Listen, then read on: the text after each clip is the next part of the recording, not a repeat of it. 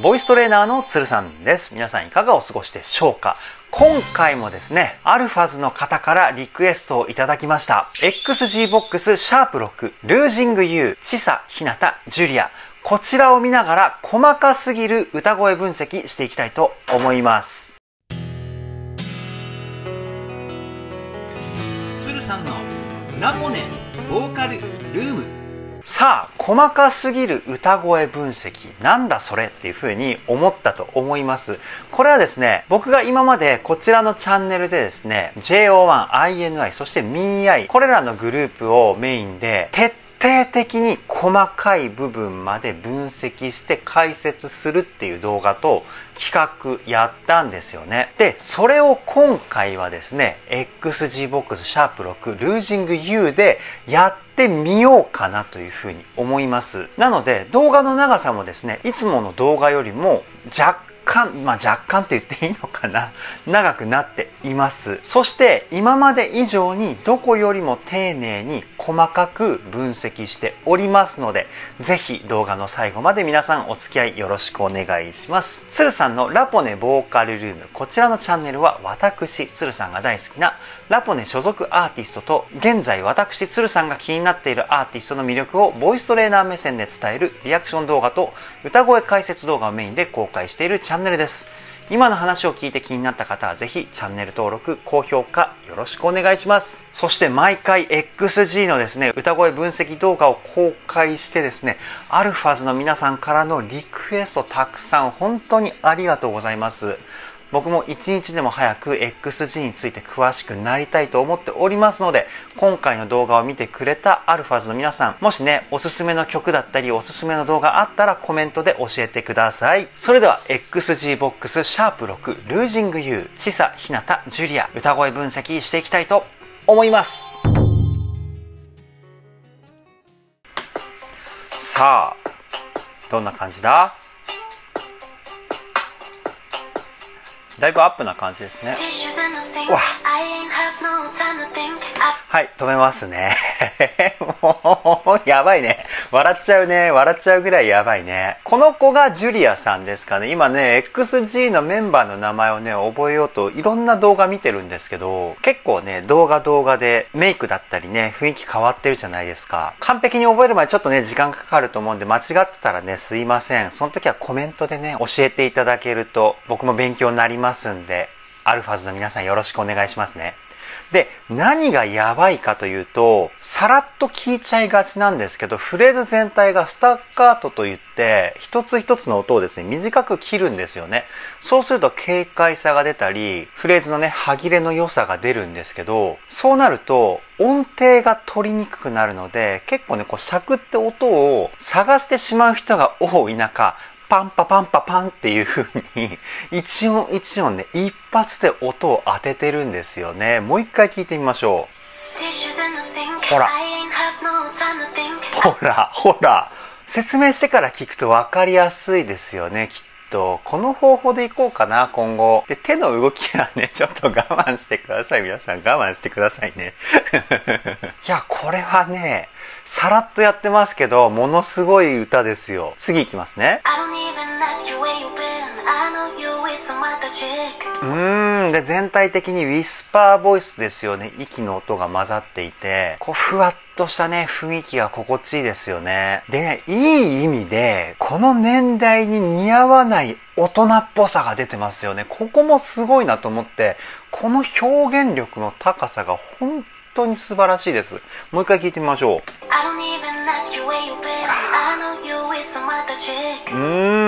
いいですね。でね、口の中の空間もしっかり開いてるので、言葉のね、発音の良さだったり、クリアさ、この辺が絶妙にいいですよね。次いきますよ。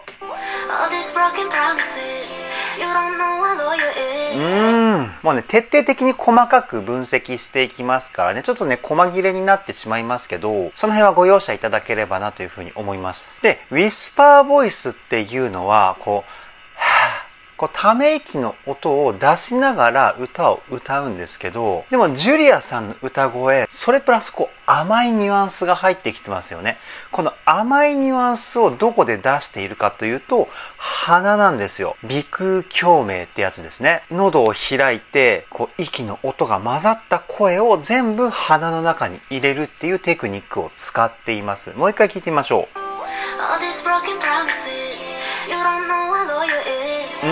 でね、フレーズの頭のエッジボイスがまたね、絶妙にセクシーですよね。いやー、この短いフレーズの中でも、本当にすごい量のテクニックが詰まってますよ。次いきますね。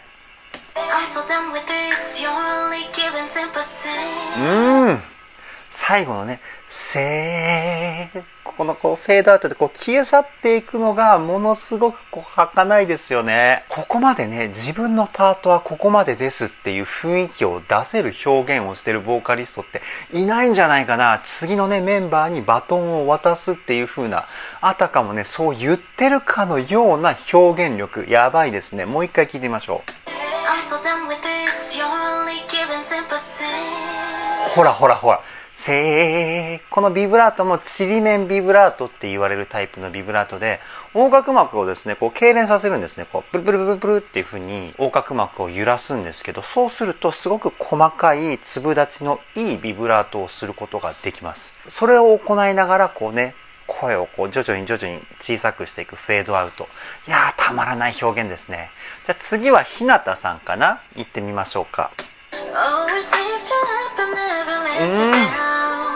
いやー、大人っぽい声ですね。めちゃくちゃセクシーです。声のメインは口腔共鳴かな。口の中の声の響きをメインで使っているんですけど、で、この透明感のある歌声、ものすごくこう綺麗ですよね。それを頭部共鳴で出して、大人っぽさを胸腔共鳴で出してるみたいな、こんな感じの声バランスかなというふうに僕は思います。もう一回聞いてみましょう。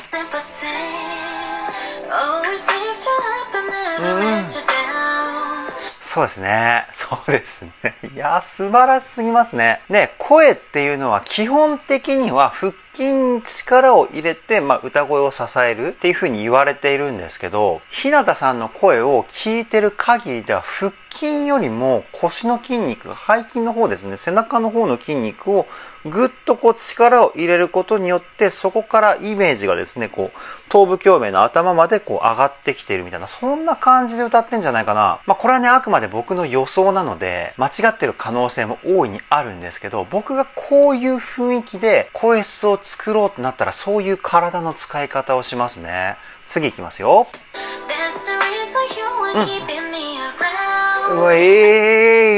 すごくいい声。で、前半はね、こうちょっと後ろに引いた感じのイメージだったんですよね。声質が全体的に柔らかい。で、今聞いたところは、声質にちょっと張り感がプラスされたようなニュアンスがありました。これは声を出す方向を前方向に向かって出すっていう風に切り替えたんですよね。ちょっともう一回続けて聞いてみましょうか。柔らかいですよね。次。ほら。ちょっと声が2回目はこう強くなったというか、声に芯が少しできたっていう感じがありますよね。これは先ほど言ったように、声を出す方向を後ろか前か、この切り替えで声の強さをですね、変えてるんですよね。いやー、すごいですよね。次いきますよ。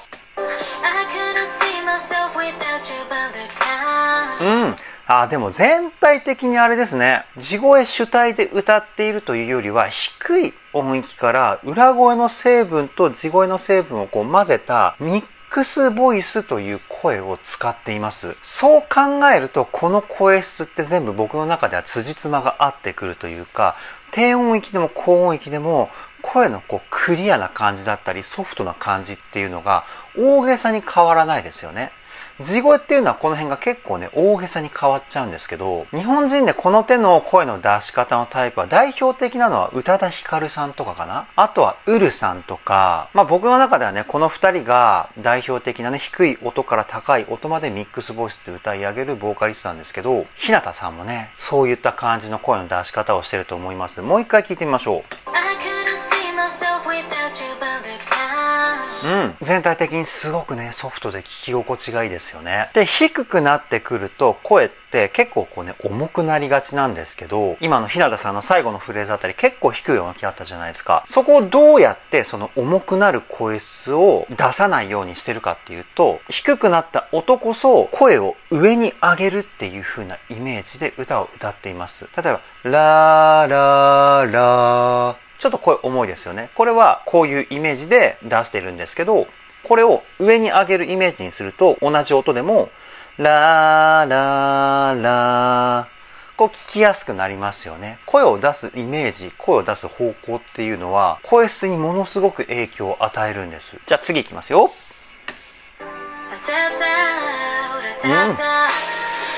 すごいテクニックですね。チャチャー、チャチャーみたいな感じの。いや、これはね、もう R&B ならではの歌い方ですよね。で、ここのポイントは先ほど言ったミックスボイスじゃなくて、地声を使ってますね、チェストボイス。場面場面によって声を使い分けてるんですね。いやー、素晴らしい。次いきますよ。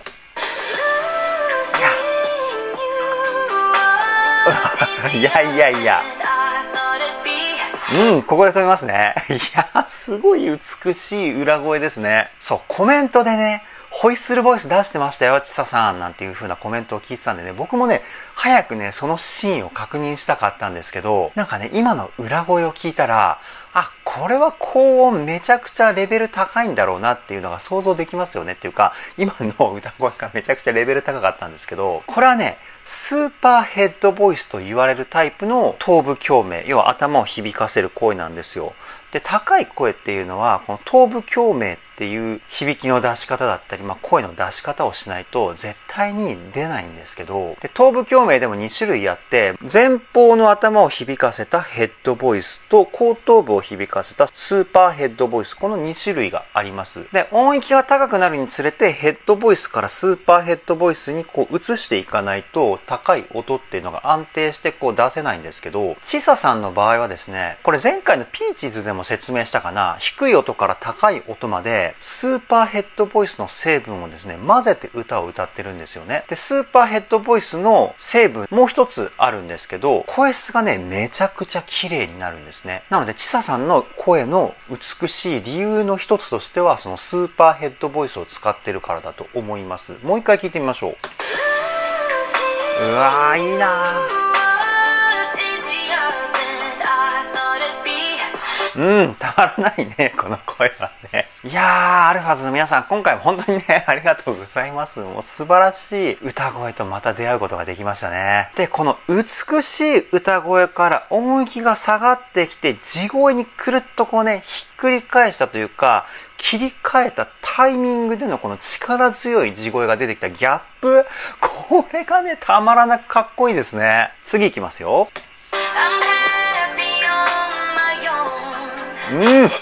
力強いね。で、ここはチェストボイスがメインになってるんですけど、やっぱスーパーヘッドボイスの頭の響きっていうのは、先ほど言ったチェストボイスとこうね、ブレンドして声を出してますよね。もう一回聞いてみましょう。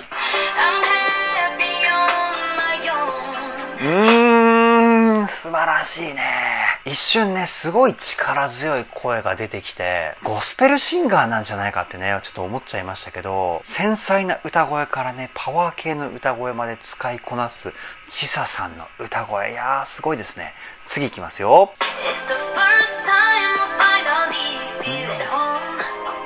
リズム感も絶妙にかっこいいですよね。ダッダッダッみたいな感じでね、これリズムの裏って言われるリズムなんですけど、ここがね、しっかりとこう歌声に乗ってるからこそ、このね、歌声の躍動感、フレーズの躍動感がね、生まれてくるんですよね。もう一回聞いてみましょう。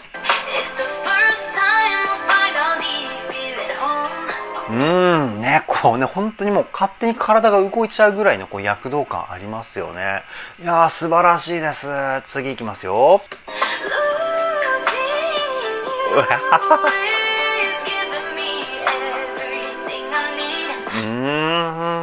恐ろしいね、このフェイクね。このフェイクはね、ビブラートをしながら音をこうフォールさせていくっていうテクニックなんですけど、まず使うビブラートは先ほど紹介したちりめんビブラートっていうこう横隔膜を痙攣させるタイプのビブラートです。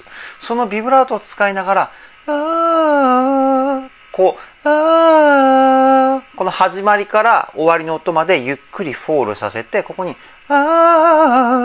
ていう風にね、こう分かりやすくやると、こうビブラートをするとフェイクみたいな感じになりますよね。これをちゃんと正しいリズムの位置に合うようにビブラートの揺れを調整していくっていう作業が必要なんです。もう一回聞いてみましょう。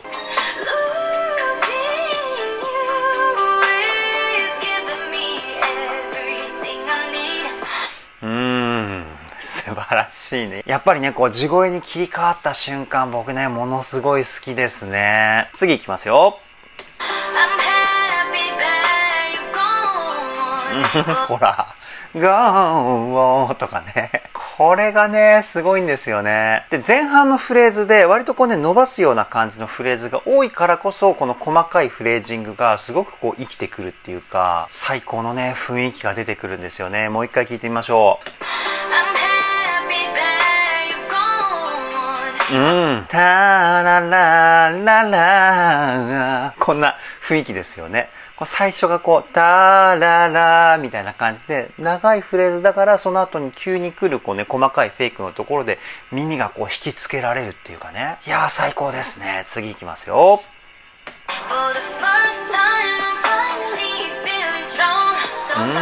今のところもね、休符の付け方が絶妙にかっこよかったですよね。休符っていうのは、歌ではこう音を鳴らさないポイントを作るときには、ちっちゃいつを入れるんですよね。しまったとか。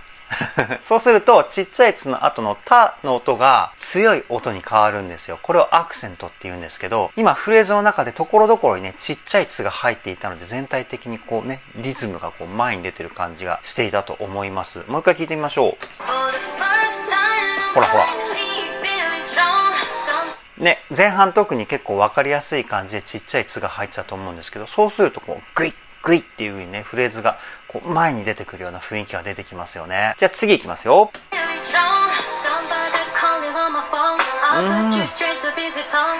声がいい。声がいいね。やっぱりそれぞれね、声の良さが、こう被ってるようで被ってないですよね。ジュリアさんの癒し、そしてチサさんの美しさ、そして日向さんの大人っぽさみたいな感じでね、今聞いた感じで僕が判断するとこんな感じになるんですけど、だからこうね、メンバーが歌うシーンが変わった瞬間に本当にこうね、ガラッと雰囲気が変わって、そこも魅力的な部分ですよね。もう一回聞いてみましょう。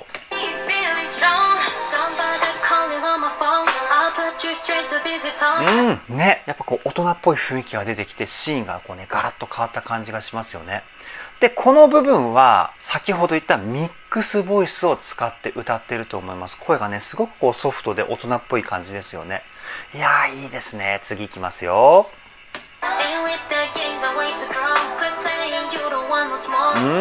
で、日向さんもね、やっぱり休符の付け方絶妙にうまいですよね。柔らかくて優しい感じの声質なんだけど、リズムがしっかりと効いているので、こう、ノリの良さがこう出ているというかね。もう一回聞いてみましょう。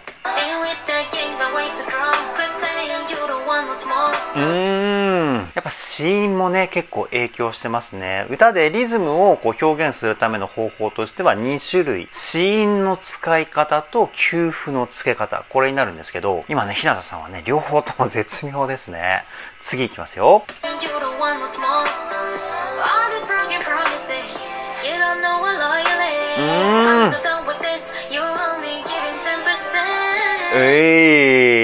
バックのコーラスも素晴らしいですね。こう、うっすら入ってるから、コーラスがね、こう主張してるっていう感じではないんですけど、やっぱコーラスがあることによって雰囲気がこうね、すごく広がってくるというか、ちょっとね、すいません、語彙力がなくて申し訳ないんですけど、もう一回聞いてみましょ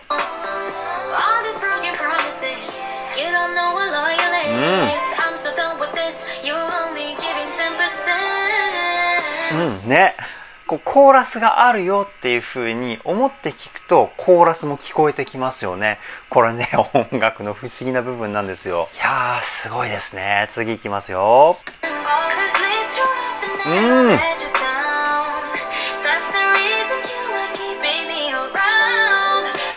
このね、一瞬抜いた裏声が絶妙なポイントで入ってますよね。タラララララのこの一番高い音が裏声だったんですけど、そこまではね、結構地声成分の強い声だったんですよ。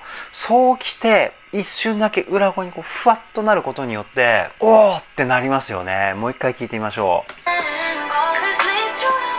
ここ。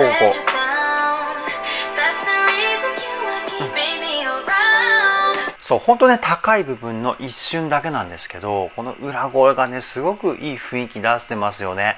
次いきますよ。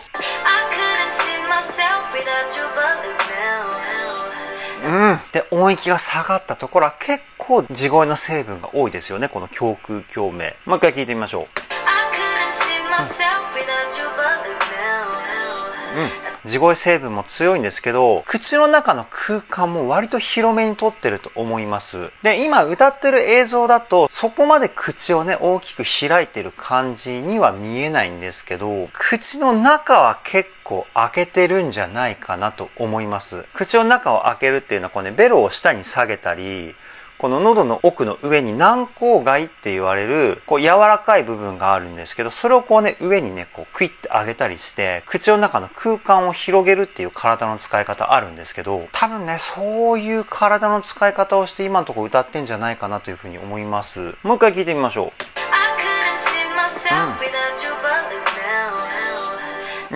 すごく声のね、このジリジリした成分が、これ口腔共鳴の響きの特徴だったりするんですけど、なんかそういった雰囲気を感じますね。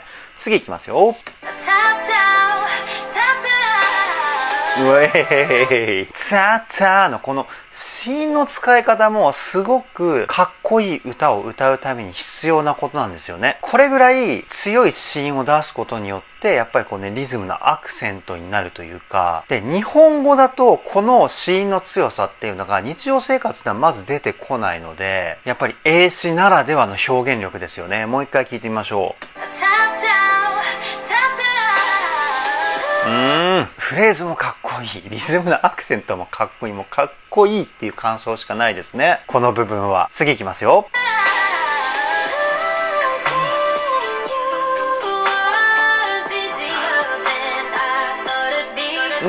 なんか前半より声質がすごく可愛らしくなりましたね、日向さんの歌声が。やっぱ場面場面によって声質を変えるタイプの表現力なのかな。こう鼻のね、ニュアンスがすごく前半に比べて強くなった感じがします。もう一回聞いてみましょう。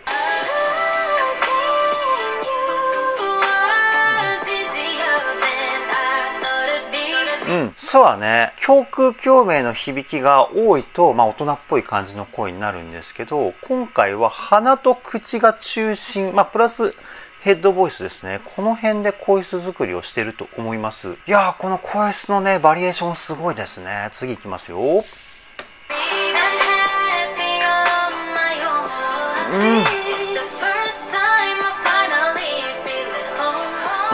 この辺になると、やっぱ大人っぽい感じのこの胸腔の響きが出てきますね。そういうことか。音域によって表現する声質を変えてるんですね。低い声の方は大人っぽさ、高い声は可愛らしさみたいな、そんな感じの表現なのかな。もう一回聞いてみましょう。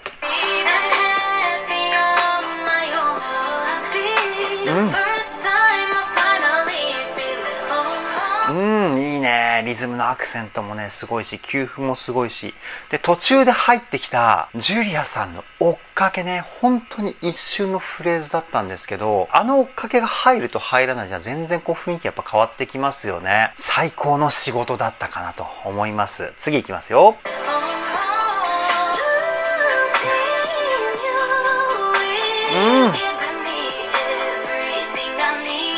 ここでね、癒しボイスが来ますね。ジュリアさんの声ね。スーパーヘッドボイスと鼻腔ですね。この辺がメインになってくるんですけど、イメージとしてはすごく特殊で難しい声の出し方をしてるんじゃないかなと思います。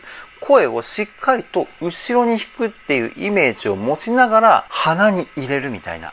だからこういう風な、ちょっとね画面が切れて見にくいかもしれないんですけど、声を出すときにこういう風なイメージで歌を歌ってるんじゃないかなと思います。もう一回聞いてみましょう。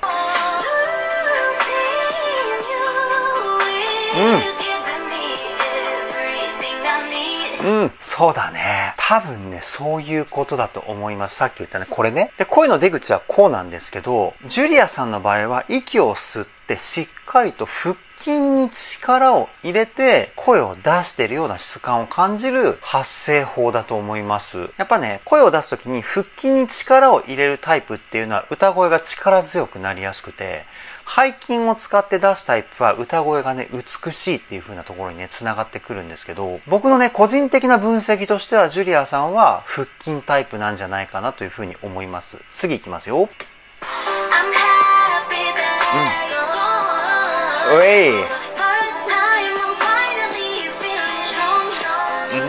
かっこいいね。声質ね、癒し成分があって、なおかつ力強さを表現できる。もう表現力の幅がね、底知れないですよね。もう一回聞いてみましょう。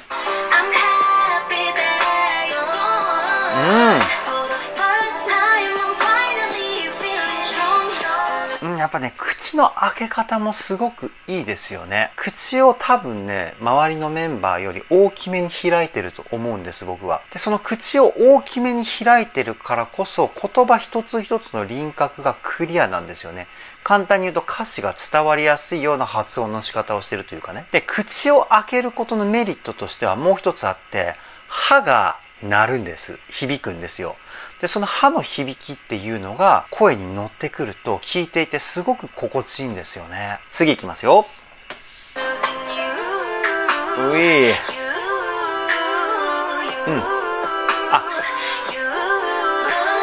ここはね、ハーモニーのパートかな。さすがですね。もうハーモニーも素晴らしいですもんね。もう彼女たちの歌の知識と技術の底が知れないですよね。もうほんと宝箱のようなグループなんじゃないかなというふうに思います。次いきますよ。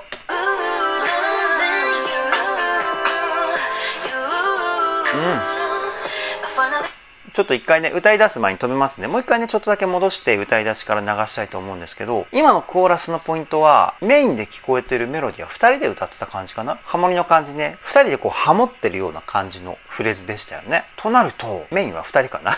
これね、個人的にちょっと気になったところで、知ってる方がいたらぜひ教えてもらいたいです。じゃあ次のちささんのポイントかな。戻していきますよ。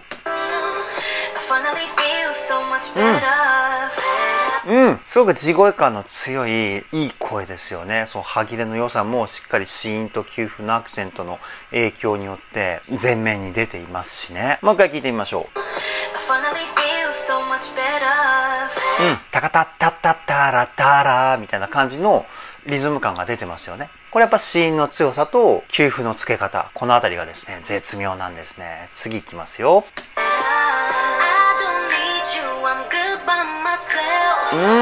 可愛らしい声ですね。ジュリアさんかな。今ね、メンバーが歌ってるシーンが出てないのでね、僕は声だけだとまだやっぱり分析できないので、可愛らしい感じの声質って言ったらね、ジュリアさんかなというふうに思って今言ったんですけど、もう一回聞いてみましょう。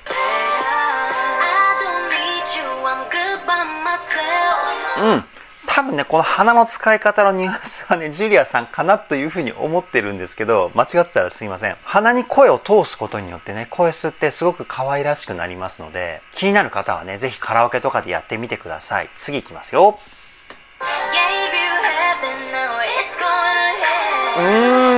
ハモリが来ましたよ、皆さん。すごいハモリが来ましたよ。あんな細かいフェイクにもハモリ合わせてくるんですね。もう一回聞いてみましょう。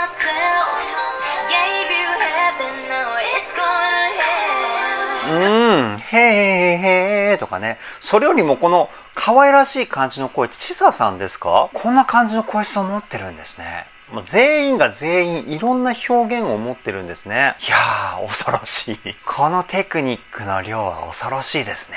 次いきますよ。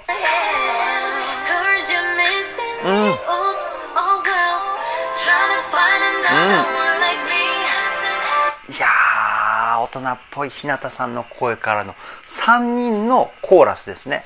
これはメインメロディーがいて、ハモリが2パートあるっていうタイプのコーラスなんですけど、すごくこうハーモニーのね、この響きが熱いというか、ハモリを聞いてね、こう、わー綺麗だなっていう風な印象を持ったと思うんですけど、これがね、3声和音だったり、4声和音。まあ3人でハモるか、4人でハモるかで、人数が増えれば増えるほど響きもこう複雑になってて、美しさがね、こうね、前面に出てきますので、今ね、そういったハモリの変化を感じれたポイントかなという風に思います。もう一回聞いてみましょう。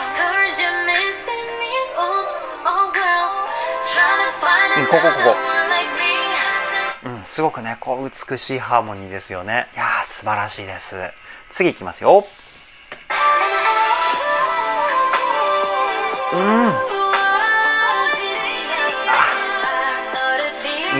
いいね。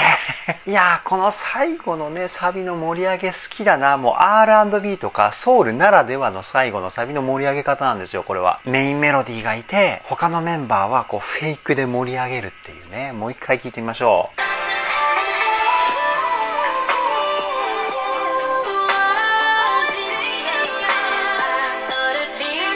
う。今ね、ごめんなさいね、ジュリアさんの歌い始めだったんですけど、こう止めちゃって。いやー、ラッサビ感動しますね。素晴らしすぎる。次行きますよ。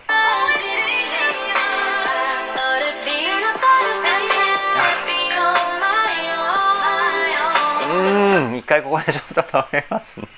この追っかけもやっぱいいですよね。で、ちょっと難しい話なんですけど、フェイクの音のチョイスの仕方もね、すごくおしゃれなんですよね。こう音楽やってる人にしか通じない話で、本当申し訳ないんですけど、この雰囲気で流れてきたら、この音だったら普通だよね、とか、この音だったら、ちょっと工夫したよね、とか、この音だったら、おしゃれじゃんみたいな感じの音があるんですよ。そのタイミングによって。で、この曲だけに限らず、僕が今まで歌声分析をした他の3曲全体的に言えるんですけど、やっぱね、フェイクをする時の音の使い方がすごくおしゃれですよね。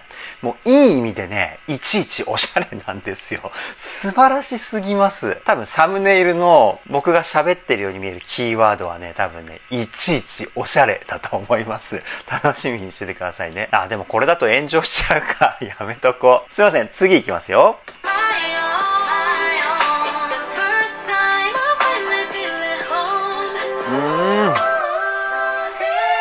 一回ちょっとね、もう一回コーラスは戻して聞きますね。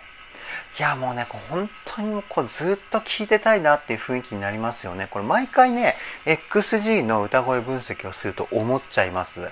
もうずっとこのね、雰囲気をこう味わっていたいっていう気持ちになりますね。ちょっと戻してハーモニーのところから聴いていきましょうか。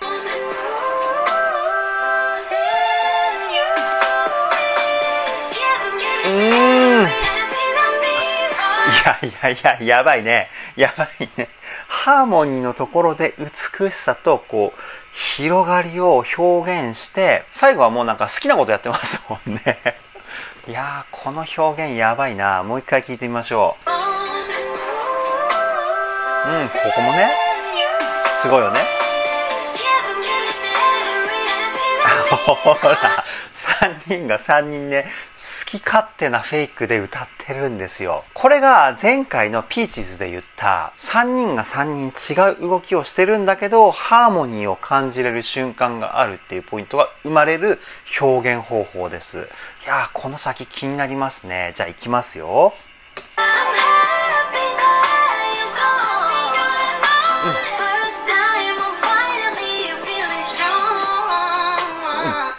思ったのは来なかったけど、その一瞬だけ山場を作って、で、エンディングに向かっていくっていうことなのかな。だからこそさっきの一瞬の3人が3人違う動きのフェイクをやったポイントって、ものすごくかっこよく思いますよね。ちょっと戻してね、聞いてみましょうかね。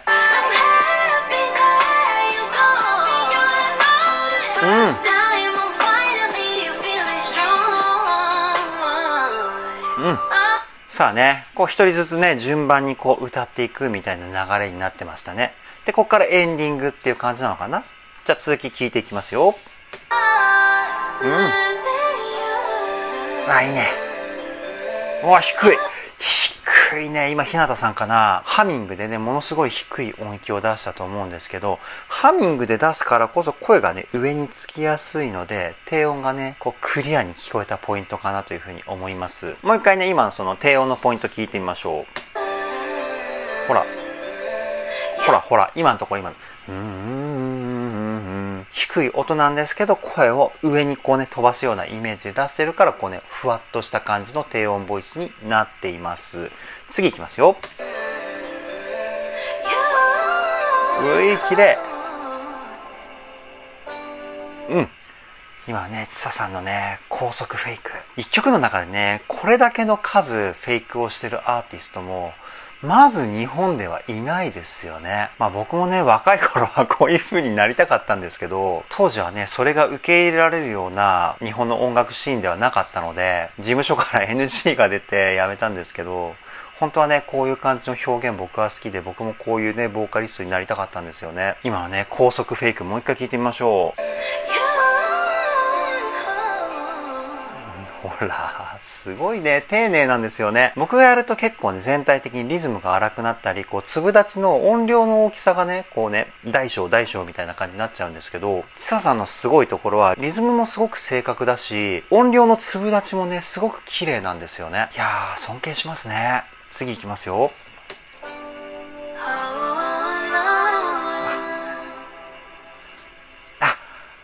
わー、ナイスだね。今はね、最後は3声コーラスで終わるんですね。なるほど。もう一回聞いてみましょう。い